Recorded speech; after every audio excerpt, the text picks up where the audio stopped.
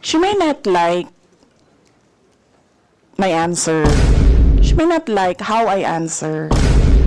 She may not like the content of my answer. But I am answering. I do not have to answer to her. If I want to answer to the people, Yes, Madam Vice President. If I want to answer to the people, you may proceed, Honorable Brosas. Yes, Madam Chair. Madam Chair, Kailangan kailangan po po maging... Honorable Eileen Brosas. Yes, thank you, Madam Chair. Madam Chair, I have very simple questions, Madam Chair. I hope the VP can answer this. Can the OVP confirm that it requested and was granted the amount of 125 million for the confidential expenses for 2022 despite having no provision for a line item on confidential funds, Madam Chair? Madam Vice President.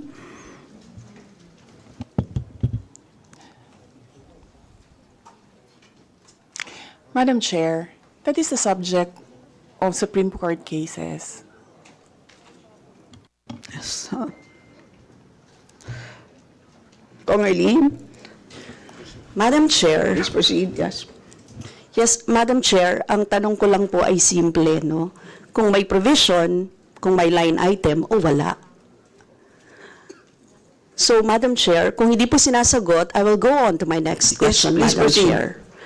Maaari rin bang kumpirmahin ng OVP na ang 125 million confidential funds na nirequest nito noong 2022 ay ginamit lamang mula December 21 hanggang December 31, 2022, Madam Chair?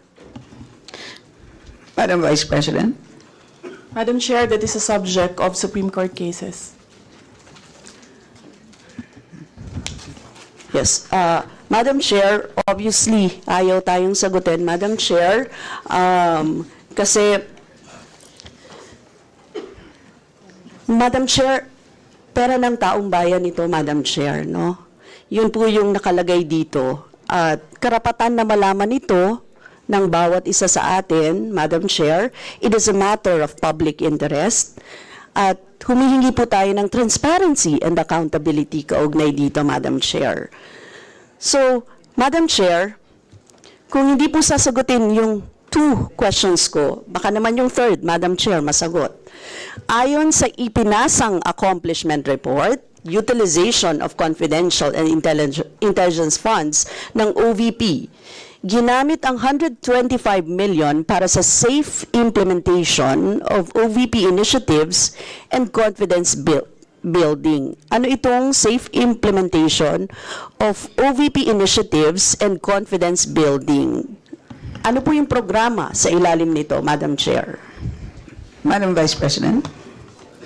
Madam Chair, the first 2 questions are exactly the questions that were submitted to the Supreme Court. The Supreme Court is the correct venue to answer those questions because there are pending cases there already. Sa pangatlong tanong niya, that is our answer, nakalagay doon sa aking opening statement, we cooperate with all the audit actions of the Commission on Audit. So, lahat yan sinasagot namin sa tamang venue. Kinestyon kami sa Supreme Court, sumagot kami sa Supreme Court. Kinestyon kami sa COA, sumagot kami sa COA. Yes, thank you, Madam Chair. No, precisely, kaya ko po tinatanong to, Madam Chair, if you remember, we requested, actually hindi nga kami nag-request eh, nag-request kami na isabina doon sa STACOM yung audit report because we would like to be appraised doon sa nilalaman, Madam Chair. Kaya po tayo nagtanong. And since the VP is saying na merong Supreme Court, may we have a copy, Madam Chair, of the Supreme Court, no, na kanilang kaso, Madam Chair. Pwede ba yun i-disclose sa atin, Madam Chair? Do you have a copy of that, Madam Chair? Of course not. I am not the Supreme Court. They should request doon sa Supreme Court. The Honorable Eileen Brosas. Proceed, please. Thank you, Madam Chair. Obviously, ayaw tayo sagutin, no? Kaugnay sa ating mga hiling at sa ating mga katanungan, Madam Chair. Dapat po masagot tayo, no? Very specific kung ano yung ginawa, no?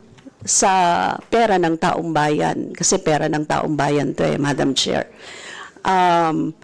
Kasi Madam Chair, sa accomplishment report na ipinasa ng OVP sa loob lamang ng December 21 to 31, 2022, gumastos ang OVP ng first, 14 million para sa purchase of information, 10 million para sa payment ng reward, 16 million para sa rental of incidental expenses para sa maintenance ng safe houses, 35 million para sa purchase ng supplies, 40 million para sa medical and food aid, 10 million para sa incentives o traveling relative to the confidential operations.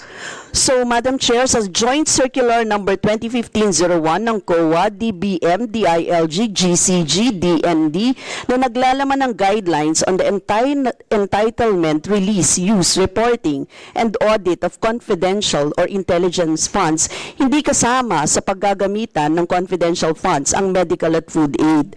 Kaya saan ginamit ng OVP ang 40 million para sa medical and food aid? Ito ay pinakamalaking confidential funds budget na nilaan ng OVP. Kaya po dapat sagutin tayo, no, ng OVP kaugnay dito, Madam Chair. Madam Vice President.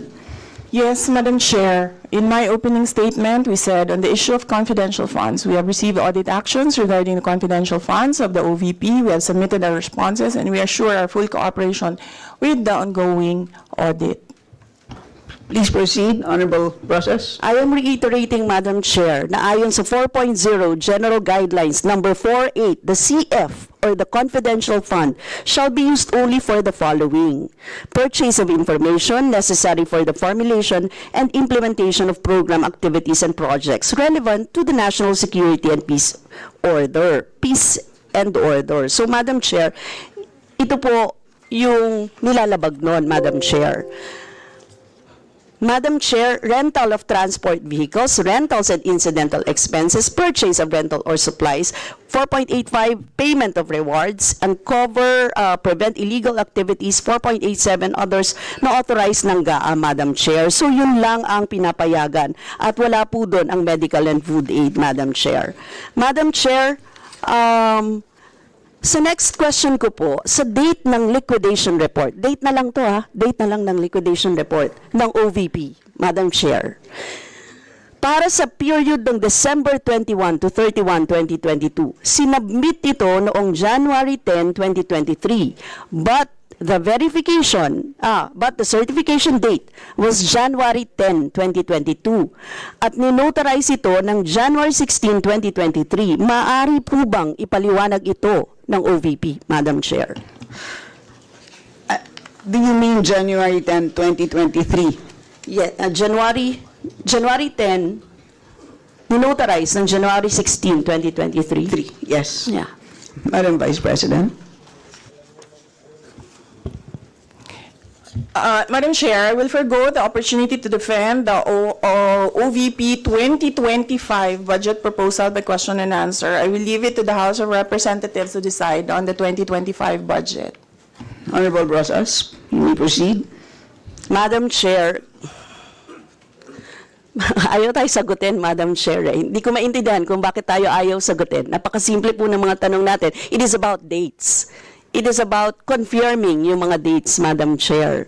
So ayaw tayo sagutin at sa harap ng publiko. Ang publiko po ay may karapatang malaman ito. Kaya po tayo nagka-question kaugnay dito, Madam Chair.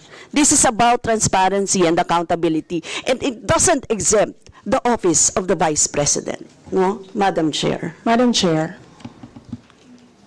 Yes, Madam Vice President. She may not like my answer. She may not like how I answer. She may not like the content of my answer. But I am answering. I do not have to answer to her. If I want to answer to the people. Yes, Madam Vice President. If I want to answer to the people- You may proceed, Honorable Brother. Yes, Madam Chair. Madam Chair, kailangan po maingat with the at Supreme tama, Court Madam cases Chair, ang and the dokumentong Commission on ipinapasa sa Audit. opisyal ng gobyerno, Madam Chair. I believe yun po ang kailangan natin gawin, ano? Sa isang simpleng mamamayan, kapag Madam nagkamali ka ng kahit isa sa Diba? form na sasagutan, Please wait Madam to be Chair. acknowledged. Yes, Honorable Brother, please Yes, proceed. nagpapasa tayo Diba, ng application. Kailangan tama ang nakalagay, Kung hindi Madam mo naman Chair. gusto kung paano ako Ipapaulit sumagot sa'yo at kapag at nagkamali. sumasagot Dapat ganyan din ang ako. Please wait to be gobyerno. acknowledged, Diba? Madam Vice President. Isa-isa lang Hindi po tayo, naman hindi tayo pwedeng sabihin nyo na magkakaintindihan. hindi ako sumasagot dahil hindi niya gusto yung sagot ko. Yes, isa-isa lang po tayo magsasalita. So yes, Honorable Brosas. Yes, Please proceed and continue. Thank you, Madam Chair. Madam Chair, kailan sinabmit ng OVP ang liquidation report ng 2022 confidential fund sa Intelligence and Confidential Fund Audit Office ng Commission on Audit? Yan, Madam Chair, siguro naman masasagot tayo ng OVP, Madam Chair. Madam Vice President. I will forgo the opportunity to defend the OVP 2025 budget proposal. By question and answer, I will leave it to the House of Representatives to decide on the proposal. Honorable Brosas. Proceed, please. Yes, Madam Chair, simple questions of dates, no, Madam Chair, hindi na tayo sinasagot. I don't think so nasasagutin niya tayo sa iba pa. So, Madam Chair, let me run down my questions sa iba pa. Madam Chair, yung pagtanong ko sa kailan sinabmit, tapos kung kaya, ibig sabihin yung liquidation report na dated January 10, 2023, it was only submitted to ICFAO on September 18, 2023. And Madam Chair, pinrocess ang confidential funds na ito noong 2022. Tatanungin ko rin sana kung aware ang OVP sa Joint Circular Number 2015-01. Kindly wind up. And Madam Chair, for the record, kasi Madam Chair, ang nakalagay sa item 6.2.2.7 no, ng Joint Circular, all cash advances for CF, for the confidential fund, or intelligence fund shall be liquidated at year-end, Madam Chair. So yun po yung reason kung bakit natin tinatanong, kasi lumagpas. Ibig sabihin, hindi nagko-comply ang OVP sa deadline na nakalagay sa joint circular na dapat niliquidate na ang cash advance para sa confidential funds ng 2022 noong December 2022 pa lamang. Yun po yung year-end niya. Pero nakita niyo naman January. So Madam Chair, those are simple questions na kayang-kayang sagutin ng OVP, but never na sinagot ng OVP, Madam Chair. So, Madam Chair, sana man lang kahit paligoy-ligoy, hindi sinagot talaga Madam Chair. So, thank you, Madam Chair. Okay. Next to interpolate is... Madam Chair? Yes. Yes. Hindi po totoo yung sinasabi ni Representative Brosas na hindi ako sumagot. Hindi sumagot ang Office of the Vice President. We cooperated with the cases in the Supreme Court. There are 4 cases in the Supreme Court. And then we cooperated with all the audit actions of the Commission on Audit. Now, I will forgo the opportunity to defend the Office of the Vice President 2025 budget proposal by question and answer, and I will leave it to the House of Representatives to decide on that proposal. Madam Chair, last lang, Madam Chair. This is a Congress, Madam Magpalis ka na Chair. lang sa round 2, Honorable Brosas. Yes, sasabihin ko lang, Madam Chair, na proper forum ito para malaman natin ang lahat. This is a proper forum. Ang Kongreso po ang dapat nag-aalam niya. Thank you.